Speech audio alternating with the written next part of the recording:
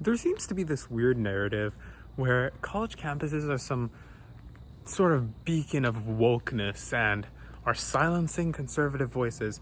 And I think people should just look at the reality, because a teacher at Cornell was teaching a class about the Gazan genocide, and there was a man in that class who was caught recording students expressing their support of Palestine and harassing them, essentially. He was then taken into the office and asked to drop the course, which he subsequently did. After an investigation into his LinkedIn profile, he was found to be a spy for the Israeli special units. And so Cornell did the very woke thing, the very obvious thing, and canceled the class of the Jewish professor and called him anti-Semitic. Can you imagine Vladimir Putin going to Washington, D.C. in front of a bunch of TikTokers and influencers who he might or might not have paid, and telling them that the strongest weapon he can wield and people, the American people can wield to defend what Russia is doing in Ukraine is TikTok and the internet? Well, let me tell you, you don't need to imagine that scenario, because that's exactly what Benjamin Netanyahu did.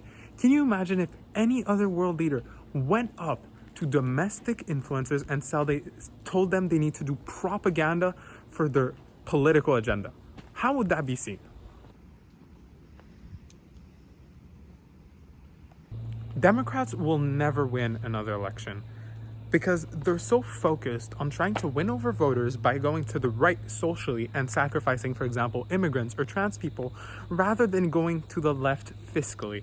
I mean, we have concrete examples of when Democratic politicians win, it's because they have concrete grassroots momentum, which stems from them having popular financial policies.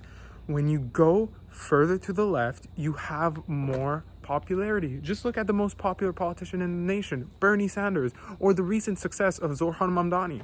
And yet we continue to listen to Democrats as if they're a beacon of, electorability when they keep losing.